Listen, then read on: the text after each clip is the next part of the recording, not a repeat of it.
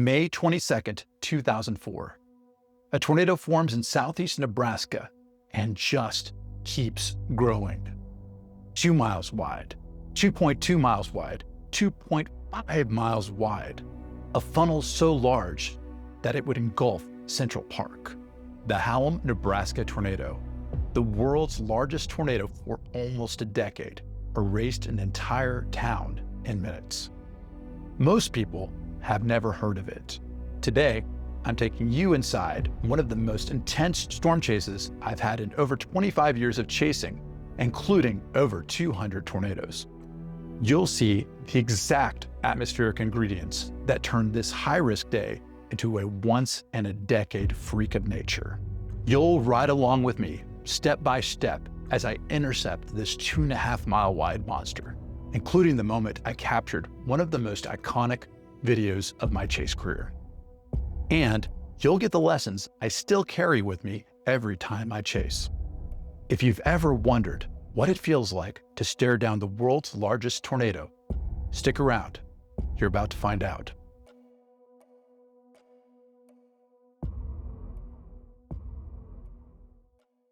Believe it or not, the stage for this outbreak had been set multiple days before the event. What I mean is, westerly flow, that is flow going from west to east, also known as zonal flow, which you can see in this 500 millibar chart, had set the stage for moisture to return and for instability to build. Those were two of the four key ingredients needed for rotating storms. It was a pretty typical setup for outbreaks. So what actually happened here? Let's take a look. You can see in the top left the Rocky Mountains and how that slopes down from Albuquerque to Amarillo to Oklahoma City. I also have the pressure levels 850 millibars and 500 millibars in the right. And the reason that 850 millibars, the higher pressure, is closer to the ground is because pressure decreases with height. Now you have wind that moves over the Rocky Mountains, the jet stream, and this follows the slope. But an important detail here is that the air at the top of the Rocky Mountains is actually less dense or thinner than the air at the bottom.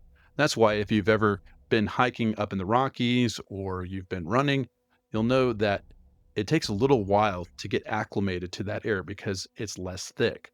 And because of this, as the air goes down slope, it gets more dense.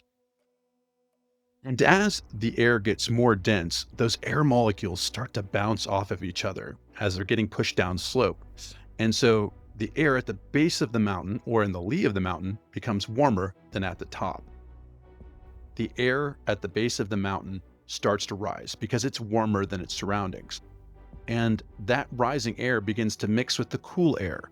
And so what you end up having is warm air near the bottom and cool air at the top that's well mixed.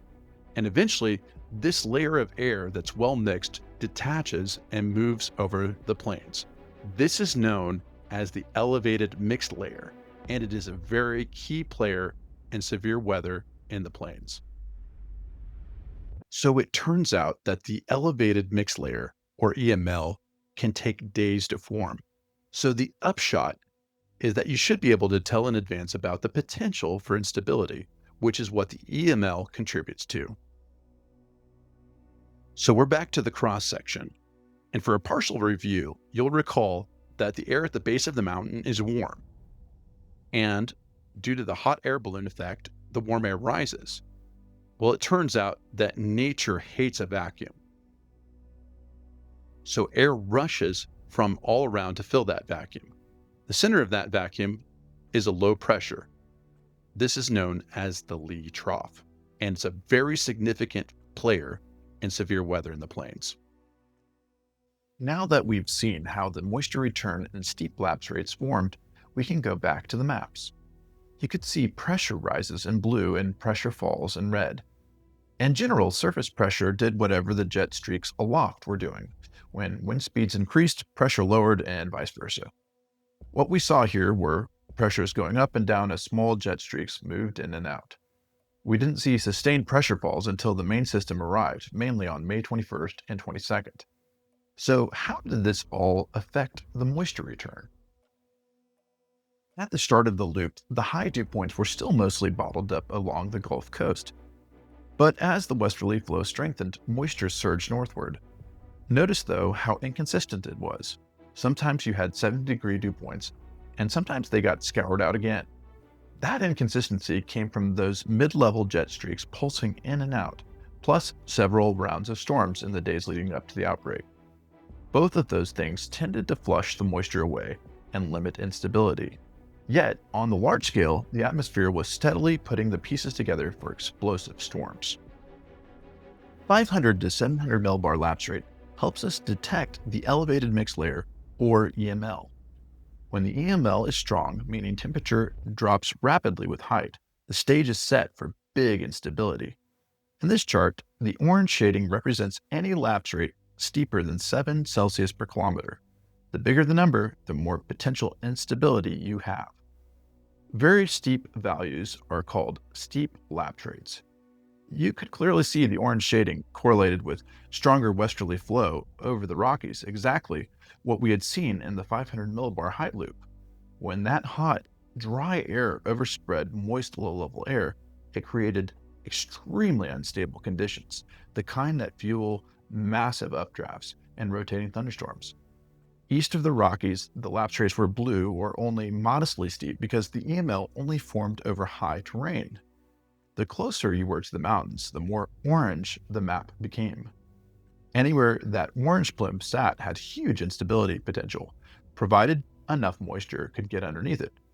We knew moisture was starting to return, but several days of morning convection had left serious questions about how much instability would actually materialize.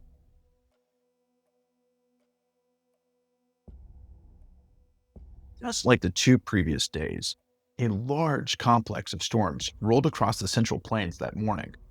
Generally speaking, those complexes left cooler, more stable air in their wake. If the sun could heat that cool air quickly enough, it could still destabilize. And the boundary, of course, would have shear, and that kind of boundary can focus tornadic storms later. This particular complex was quite strong, and you'll notice it cleared the area by the end of the loop, which was early morning. But the big question was whether the surface could recover and warm under sunshine, because thick clouds would kill instability. That brings us to visible satellite.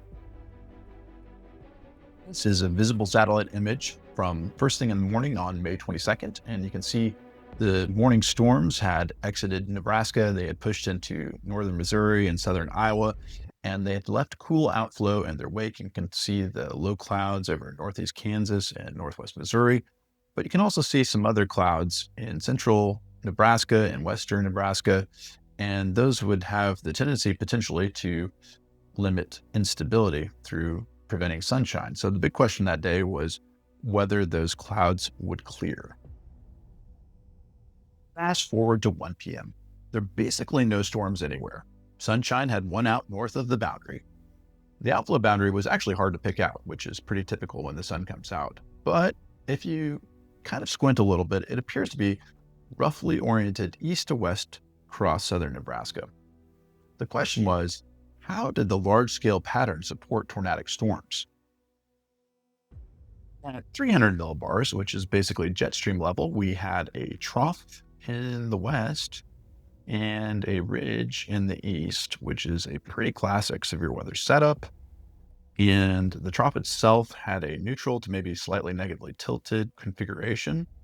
The height lines were packed, and so the winds were strong in the desert southwest.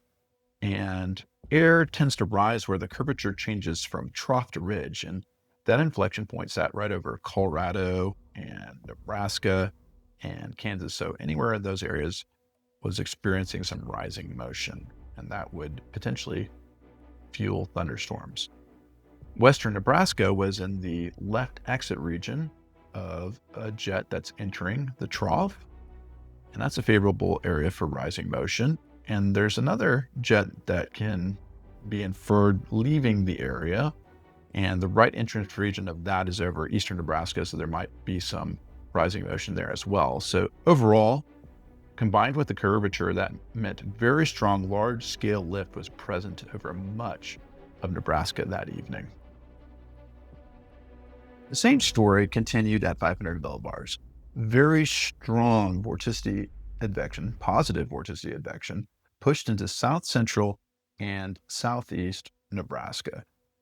And that's a big term, but you can kind of think of it as a movement of spinning air by the wind. And you can infer it by finding the wind maximum and looking downstream and to the left. So the wind maximum, I would say maybe was in north central Kansas, and downstream and to the left would put it in southeast Nebraska, maybe into south central Nebraska. And that is where PVA, positive vorticity advection, is occurring and where you can infer rising motion. Now, combined with the lift at 300 millibars, the mid-level setup was extremely favorable for storms in Nebraska, especially over south central to southeast Nebraska.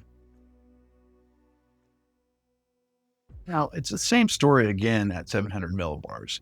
There is strong vorticity advection into southern Nebraska, and the winds are greater than 40 knots over a very large area, and that's pretty fast for that level. So we have quite a bit of speed for wind shear and also potentially some lift at 700 millibars as well. At 850 millibars, winds are greater than 30 knots over a large area of the southern plains, and that would contribute to strong low-level shear. And in addition, you also have warm air advection happening, and you can tell that by seeing these red isotherms, which are the lines of constant temperatures. Those are these dashed red lines, and the temperatures are warmer out to the west than they are to the east, and so you can see the wind is actually moving that warmer air from southwest to northeast over south central and southeast Nebraska. And it turns out that that movement of warm air into cool air is actually a source for rising motion. Now at the surface, we have a classic triple point. We have a cold front, warm front, and a dry line. And the warm front was draped over south central to eastern Nebraska and into central Iowa. And to the south of that, you had winds from the southeast, and to the north of that, winds were from the east. So if you can think that you have southwesterly flow aloft, that gave extremely strong low-level shear right along and just north of the boundary. So basically over here is where you have enhanced shear. And storm motion would be roughly parallel to the warm front, which is a textbook setup for tornadic supercells. Also, you have strong convergence just east of the dry line bulge. You can kind of see that here. So that would be an area for greater likelihood of thunderstorm development. And as mentioned previously in the other charts, that, as the warm front lifts to the north, it's warm air moving to cold air. Warm air advection means rising motion. So another source of rising motion in addition to that dry line bulge. So basically a lot going on in the atmosphere that suggests that storms would happen that day. Now, surface-based CAPE is a marker of instability, and this particular parameter showed a bullseye in Kansas, but we'll see why that area wasn't as favorable later. Now, there was a little bit lower CAPE right on the boundary in south central Nebraska, but very strong instability just off the boundary in southeast Nebraska. So basically over here, that immediately drew the eye. Now, paired with the extreme lift on every level, this screamed explosive thunderstorm development. This chart shows convective inhibition, or the lid that prevents storms from developing. Now, just to orient you, the purple shows strongly capped areas, and the lighter colors show little capping or no capping. Now, obviously, Kansas was deeply purple, which was basically no chance for surface-based storms, and just a short distance north into Nebraska, almost the entire state was in the lighter color, which is essentially uncapped, and nothing was holding storms back once the heating commenced. Now, 0 to 6 kilometer bulk shear or deep layer shear exceeded 50 knots across most of the risk area, more than enough for well-organized supercells and intense rotation, provided that discrete or isolated storms could initiate. 0 to 1 kilometer storm relative helicity, or low-level shear, was easily strong enough for tornadic supercells. Values well over 100 meters squared per second squared, as you can see and the orange shades and above, they were present over a huge portion of the plains, as you can see here. And there was a max over southern Nebraska and into northeast Kansas. But as we saw earlier, northern Kansas stayed capped, so the high SRH there went to waste. So basically, it was going to be Nebraska or bust. Here is the 0Z Era 5 reanalysis sounding and hodograph from Palmyra, Nebraska, which is a site just southeast of Lincoln. And a few things immediately jump out. First of all, you have extremely deep boundary layer moisture. Look at that surface TD, 71 degrees, and then it's a deep layer until you get to about 700 millibars before your dry air starts to come in. And above that, you have strong instability. Look at the text box here. You have 4,900 surface-based CAPE and mixed layer 3,200. So the CAPE is very strong, particularly for being north of the boundary. And then the other thing I'd point out is the very textbook hodograph here, sickle shaped. You have very strong low level shear and good deep layer shear, which is just a classic signature. 0 to 1 kilometer SRH is over 200 meters squared per second squared. So putting that together with what we looked at earlier basically screams strong to violent tornadic supercells are possible. By the way, a quick shout out to Kyle Gillette. These gorgeous photographs came from his SounderPy tool. So if you haven't played around with it yet, I would recommend going to his site. The stuff he's been building is fantastic.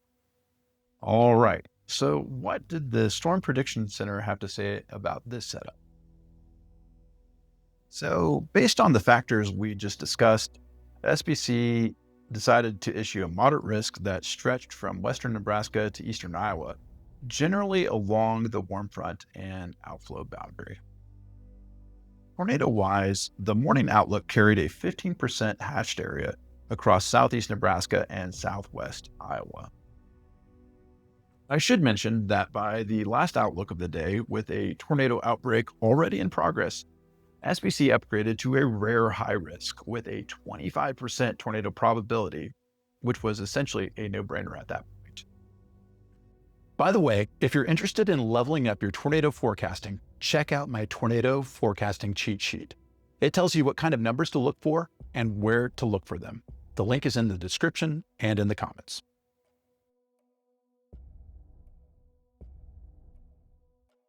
We start our day in Norman, Oklahoma. Our target is Kansas.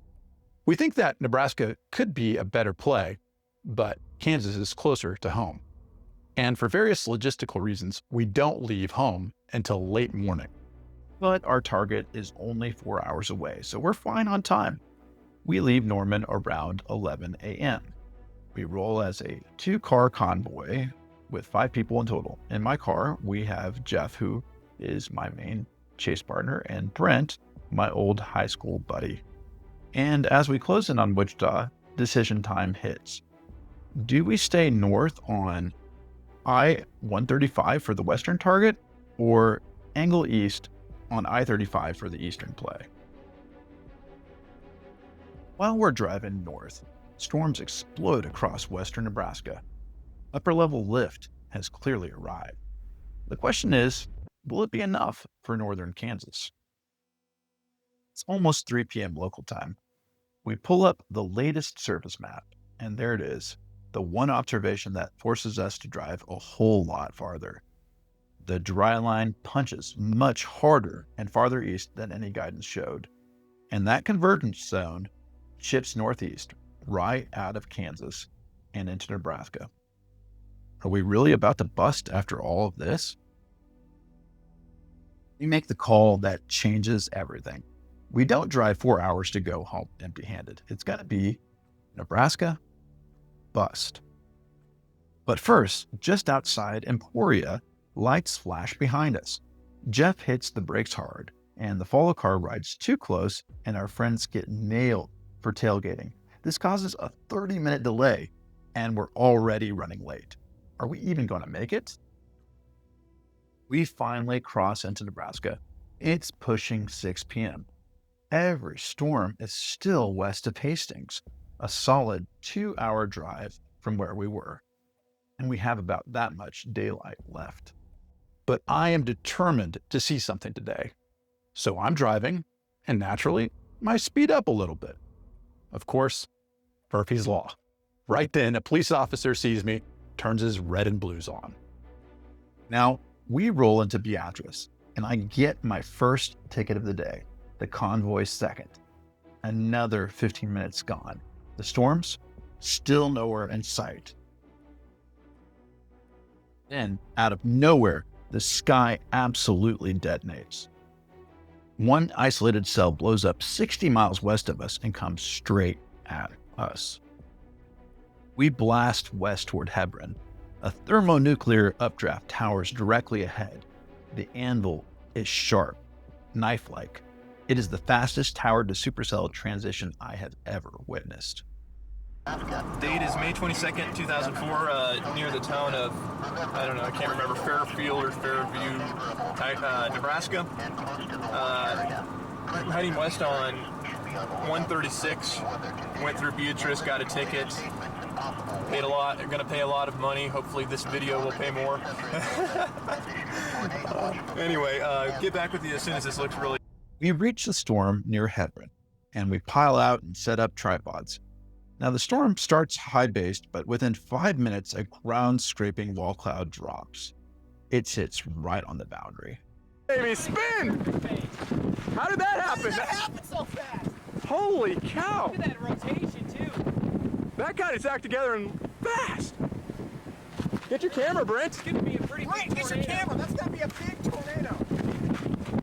First tornado touches down around 6:53 p.m. I love the trees. Yeah, it's on the ground!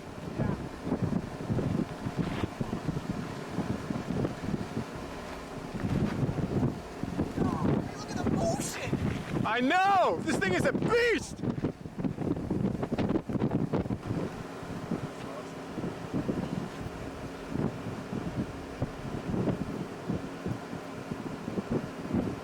I see a duck.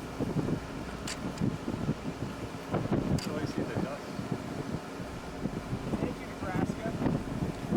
So far.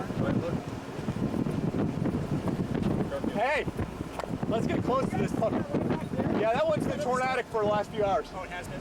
Yeah. Let's get close to this puppy. What do you say? We reposition to the northeast. A new circulation spins up, and we approach it from the south. A very dusty circulation emerges, but we can't see inside of it. We bail off the filming spot a hair late. Or trying to develop. You got something, yeah. Start time is 7:01, starting to get hot and heavy here. We got a nice supercell. Just take this as close as you want to go. Got a nice supercell north of Hebron. Double lightning strike? No, I did. North of Hebron, Nebraska. A good hut. Yeah. Bill, I'm the king of being careful.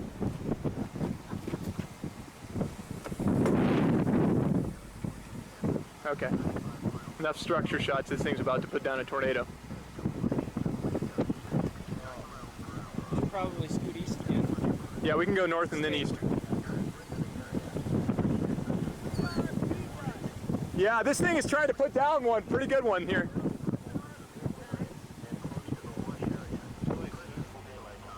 Good grief.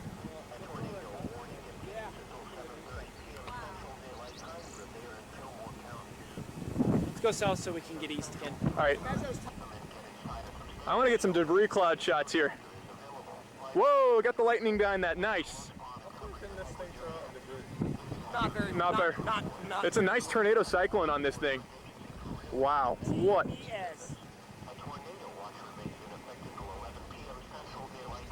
Yeah, this thing is trying to wrap up pretty good here. It's like twice over. Let's move. We need to. We're losing contrast on this thing pretty quick. Moving south? We can move north and then we can do east. Follow that Yeah, guy? we got it. Yeah. We slide to the east. South of Alexandria, we observe a rapidly rotating cylinder to our northwest. Given its speed, it's likely a tornado. Really high though. Yeah, there's something on the back side of that. Oh my gosh, it's a huge tornado, man. I can't tell on the radar. It's a huge tornado. Time is 7:20. There's a huge tornado in there, man. It's on the ground. Continue to go north. This tornado was located near Bruning, or about 41 miles south of York, and moving northeast at 15 miles an hour. Can you take this in? Baseball size hail Just also put your reported. hand You're going off the road, man. The tornado will be near. Moving around 7 It's on the left side. I thought I saw condensation all the way. There was condensation, yeah. Where are we going now? Just go straight through Alexandria, or there's going to be a road coming up. I'll tell you when. It's coming up pretty soon. Tornado is in a basement. Get under a workbench or other piece of sturdy furniture. If no basement is available, seek shelter. Oh my goodness. Go east once you, violent, pretty strong rotation ahead of us. Coming up in a few miles, half a mile. There we go. Big tornado on the ground. Huge, huge tornado on the ground. Just to our north of Alexandria. Go east from... Warning continues until 7:30 p.m. Central Daylight Time for there in Fillmore County. It's kind of wrapped up in dust. 7:03 p.m. I think that... Northeast of town, the tornado dissipates inside its own dust shroud. If no shelter is available, lie flat in the nearest ditch or other low spot and cover your... I'll get to you when we have some contrast here. Severe weather miles per hour are possible. This watch includes the following counties in the... Yeah, we can get out for a second. We punch east again. A pristine new cone drops east of Dakin. The Hallam tornado is born. East. Big time, big time, big time. Nebraska. Until 8:15 It's going to the ground. Central Daylight Time. There we go. 7:16 To the ground. Central Daylight Time. Oh my goodness, go east, go east, go east. Go in about three counts. The most 3 counts. dangerous part of the storm was located 7 miles west of Dighton, or about 36 miles west of Beatrice, moving northeast at 20 miles Very an much on the hour. ground. Locations impacted include Dighton, Tobias, I'll tell you when, and Washington. This is a dangerous situation. Act quickly. Thing's gonna get big fast. Look at how low the backside of that mezzo. Yep.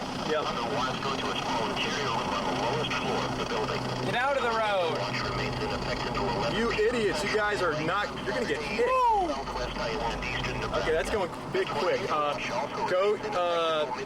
Okay, keep on going till we get past the latitude of it. Repeating. Hey, Greg, take some pictures for me, please.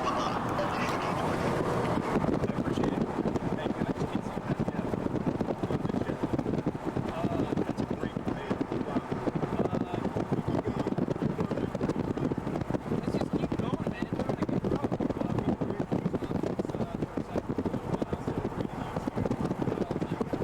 good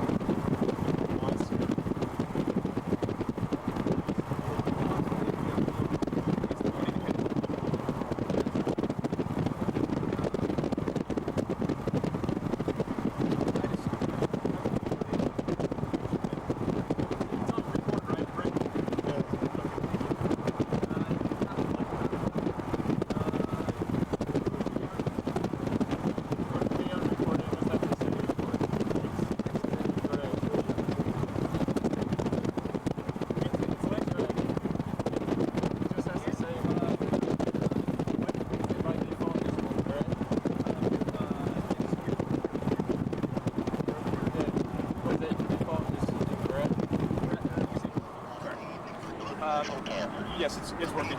Gabe, do we have a road east again? Yes. We have a road east in a mile, but we don't. This road ends in dead end. Oh my gosh! Let's get close to this sucker. Let's get close.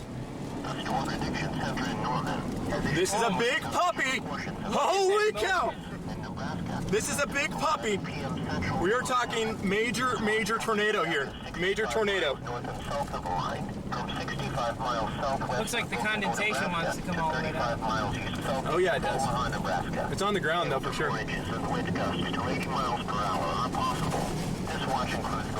We had it all the way to. Gabe, we gotta get east. Yeah, I know. We can let it pass in front of us if we want to. Just tell me if you feel uncomfortable. Stop anytime. Stop anytime. Okay, let's. We can stop here if you like, dude. Let's do it. Right in front of us. Right in front of us. Let's. I want to get up on. Dude, that's trees are. Man. What do we have east? Okay, we can head east in about quarter mile. Holy mackerel! This is up close and personal with perhaps a violent tornado. This thing is rotating. We're pretty close to it. We can turn east here. We can turn east here. Not a very good spot, but oh my goodness. I don't know if it's even still on the ground. It's got to be. With that type of rotation. No, not here, not here. We got just a half a click, man. I mean, like a quarter click. Yeah, I know. not too bad. Man. Yeah. Oh, you, hey. Storm spotters reported a tornado 2 miles west of Western, or about 30 miles west of Beatrice, moving northeast at 30 miles an hour. Some locations near the path of this storm through 8:15 Got some awesome motion on it. Include Western, Swanton, Wilburgreet. Let's try to get a little east of this. What do you think? Get east? Yeah, we can go We can go just up. Seek shelter immediately. I think so. I just see lots of low-level rotation. There it is, coming down to the ground on the backside. Come on, let's go a little bit further north and east, man. Lower and dropping. Yes. I want to get out and take pictures, man. Okay, we're gonna work east here. Has issued a tornado warning for. There's this road right here. We can go east. 7:45 p.m. Central Daylight Time. At 7:24. This thing is dropping right here. If this thing takes any right movement, we got a funnel straight ahead. Yes, I see that. Yes, we got two of them, multi-vortex, kind of turn into a wedge. It wedges out fast, but heavy dust hides it. A satellite tornado spins up on the south side of the circulation. For a minute, we think it's the main circulation. I want to stop at least once and take good pictures.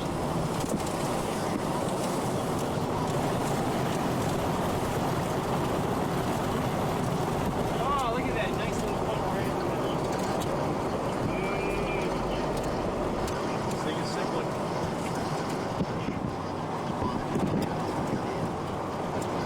That's putting a big one down. Oh, it's putting them down in two places. Look at the funnel on the right. Get the funnel on the right, Brent. Funnel on the right. All right, here we go. We got a major road coming up in about a mile, so we can go down so we can stop here. Stop here. Let's stop here. Oh, look at that. Stop here. I want to take pictures.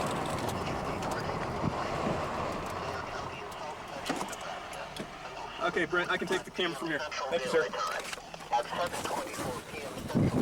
Oh my goodness! We have a nice tube! Can you film this one? Gabe, look at all the dust kicking up to our west. Yeah. We might. Oh my goodness. What a tube! What a tube!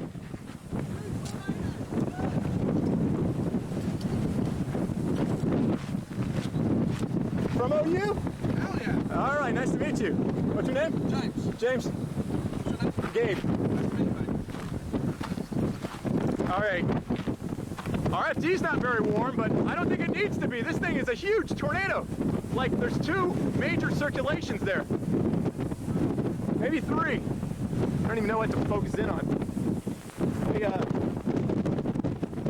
RFD's gonna come around and kick our ass in about half a mile. yeah, let's go. 5.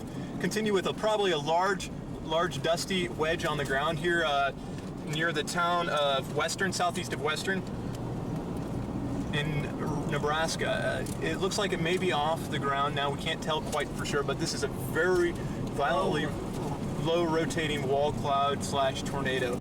We lose visual proximity for a bit, then catch up near DeWitt. We get a brief rain-wrapped glimpse of something violent. Can't tell if there's anything in there.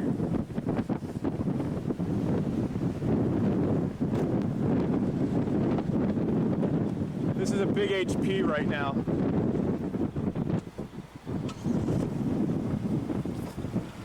Well, I made a navigation error. There was no good east option, and we can't go north either because of the tornado. So we have to double back through DeWitt. We don't regain visual until we're south of Cortland. In near darkness, we catch one last quick look at a satellite vortex inside what is now a 2.5-mile-wide monster bearing down on Hallam. Time is Yeah, that's a tornado. 8:38. Yeah. Spotting a tornado southwest of Cortland. 2 mesos, really. Stop here. I want you to get to the top. Don't know if that was or not. Can't really tell. Jeff says it was a tornado. It doesn't look like it anymore. Hallam sits fully inside the circulation. 95% of the town is simply gone. Even the weak left side of the tornado levels almost everything. High-end F4 damage. The tornado carves a 52-mile path and stays on the ground for an hour and 40 minutes. We stay with the circulation to the end. Views turn abysmal in the dark and rain. But we end the day as one of only a handful of chasers who document and survive the widest tornado ever recorded in U.S. history to that time.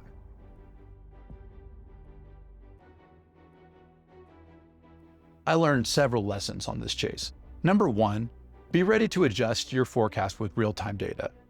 We were originally thinking that north central Kansas, maybe south central Nebraska would be the best play. But when we saw that dry line bulge, we decided it was time to adjust. And if we hadn't adjusted to the east, we would have been out of position for the Hallam cell. Number 2, swing for the fences when the setup is huge. We originally targeted Kansas, but if we had stayed there, we wouldn't have seen anything and we would have missed out on the Hallam cell. Instead, we decided to lose a little sleep and pay a little bit of extra money, some of that in the form of a ticket, and we got to see an incredible atmospheric show. You won't regret the chances that you take. Number 3, stay at least one step ahead of the storm. It's easy to watch a tornado like the Hallam tornado and become mesmerized, like we were. We lingered at a couple of locations a little too long, and it put us a little behind in terms of tracking the tornado. It was moving pretty quickly. If we had done this better, we probably would have gone a little bit further ahead, lingered a little bit less at any one location, and we would have done a better job to stay out ahead of the tornado. Number 4, always have a verified escape route. North of DeWitt, we didn't realize that we didn't have a good east option. Now, fortunately, the storm was still moving to the northeast, and so we were able to get out of the way safely. But if it had taken a right turn, we might have been in a bad place. So always have an escape route. By the way, if you're interested in leveling up your storm chasing game, check out my course, the Tornado Chaser Transformation. In it, I share my entire playbook, literally everything I know about tornadoes. In about 6 hours, it comes with an online community, comes with challenges and prizes and all sorts of good stuff. If you're interested, check out the description or the comments. Before you clicked on this video, you may have thought that chasing a 2.5-mile-wide monster like Hallam is something that only legendary chasers do, or maybe you do by luck. But what you learned is the exact process that I used that day, including looking at the 4 supercell ingredients and determining that southeast Nebraska was the right target. Then you rode along from Norman, 2 tickets included, and watched as the real-time forecast flipped when the dry line bulged. And then in Nebraska, watched tornado after tornado, including a 2.5-mile-wide monster F4 tornado that hit Hallam. Most importantly, you got the 4 lessons that I still chase by. All right, that's it. Drop in the comments what historic chase you'd like me to cover next. And with that, thank you for riding along with me on this historic chase. See you on the next flip.